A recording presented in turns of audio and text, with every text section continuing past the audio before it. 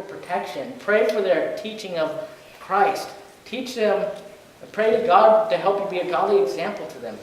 Pray all these different things because God will listen and it will make a difference. And it made a difference in the life of Samuel. It even brought about Samuel's whole life. But think about how all of Israel was benefited because Samuel was a prophet of God. And it all came about because a woman decided to have faith and pray. A second thing that I think about what a godly mother does is that she sacrifices and she keeps her commitment.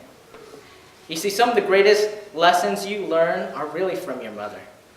And one of the things that we learn about Hannah is that she made a commitment to God.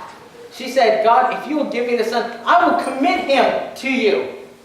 You know, it would have been easy if God would have blessed her with a son, and then Hannah says, you know what, now that I got what I wanted, I'm going to do what I wanted to. But Hannah didn't do that. Hannah committed her son to God just as she promised. And I believe it's because of that commitment and that devotion that it helped inspire and teach Samuel as in his upbringing. That it encouraged, inspired him to remain faithful all the days of his life. That his faithfulness to God, even when God's kings would not be faithful to him, that she made a difference in him. And he was a prophet of God who remained faithful, doing the hard work, even when great King Saul wouldn't. And so let's read how Hannah kept her commitment. Verse 21 through 28 of chapter 1. When the man Elkanah went up with all his family to offer the annual sacrifice to the Lord and to fulfill his vow, Hannah did not go. She said to her husband, after the boy is weaned, I will take him and present him before the Lord, and he will live there always. Do what seems best to you, Elkanah, her husband, told her. Stay here until you have weaned him. Only may the Lord make good his word. So the woman stayed at home and nursed her son until she had weaned him. And after he was weaned, she took the boy with her, young as he was, along with a 3-year-old bull, an ephah of flour, and a skin of wine, and brought him to the house of the Lord at Shiloh. When they had slaughtered the bull, they brought the boy to Eli, and she said to him, as surely as you live, my Lord, I am the woman who stood here beside you praying to the Lord. I prayed for this child, and the Lord has granted me what I asked of him. So now I will give him to the Lord, for his whole life will be given over to the Lord, and he worshiped the Lord there. Is that a great story of motherhood right there? She's saying, I'm going to pray to God for this child, commit him to the Lord, and then she actually gives him to the Lord. I mean, how many of you would pray to God and say, okay, God, I'm going to give Micah my child? You probably wouldn't want to do that, you know?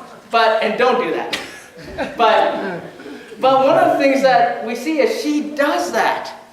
She honors her word to God. Do you know what made her a great mom? Was that she was committed to her son. But what made her a really great mom was that she was first committed to God. Good mothers are committed to children, but great mothers are committed first to God.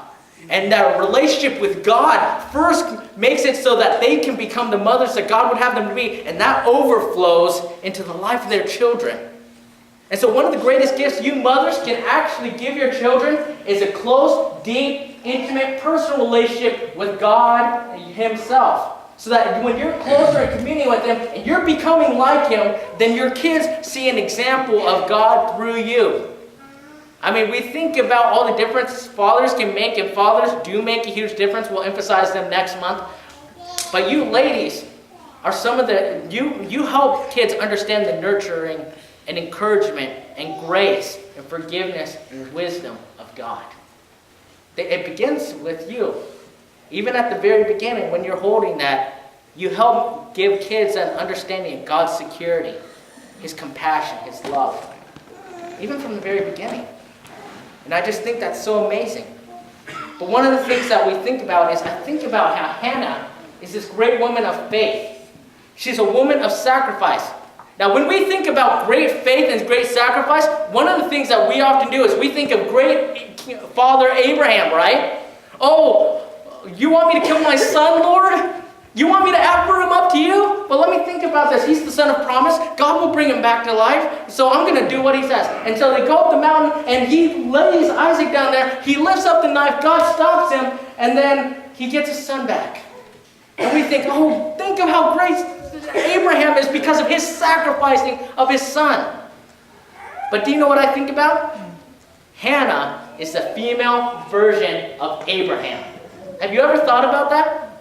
Hannah is a female version of Abraham because just like Abraham, she loved God and she made a commitment to God saying, you know what? Nothing is off the table.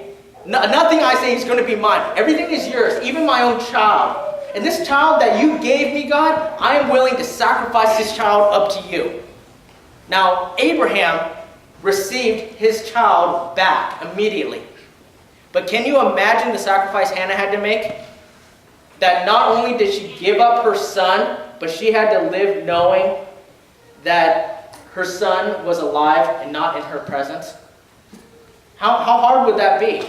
I know with some of you, that may have been a reality. That's a hard thing.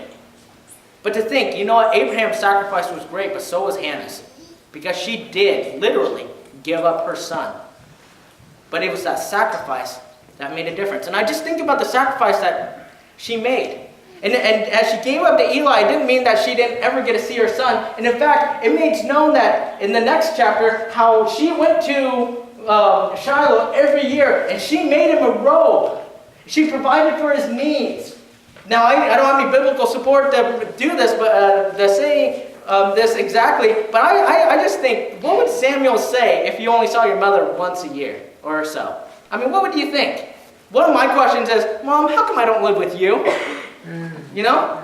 One of the things I think about is what I think she would have probably said. I don't have any basis, but I'm just assuming just because her commitment's recorded in the Bible. But I would think she would say, you know what? You're here, son, because I committed you to the Lord. I prayed to God and he gave me to you. Your whole name shows that God gave me you. And I offered you up for the sacrifice and to live out your life of ministry. And I think, you know what, if he heard that message year after year from his mother who's providing for his needs, then that would have years and years of being trained up thinking, you know what, Mom gave me up in service to the Lord.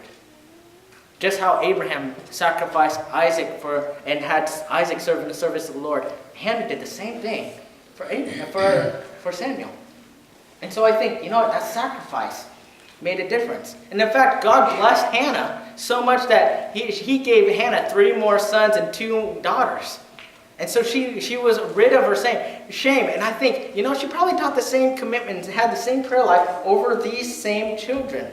I don't know that for sure, but just by looking at the character of her heart, she was probably that kind of person.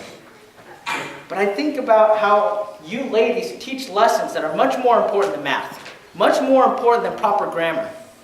Your lessons of loving God, being committed to God, serving God, worshiping God, loving and treating other people kindly is going to make much more of a difference in view of eternity than whether or not they can do calculus or conjugate verbs. You know? That's where the difference is made. So one of the things that I think about is give your kids an opportunity to see your commitment to the Lord. Let your kids see you pray. Let your kids see you read your Bible. Let your kids see you serve and take them along with you in service. Let them see you evangelize to the lost. Let them see you disciple new believers. Because if you teach your kids that will be what your kids will do when they're your age. And that's what they will teach their children. You can make a difference for eternity in the lives of generations if you will give your kids an example of commitment and sacrifice just as Hannah did.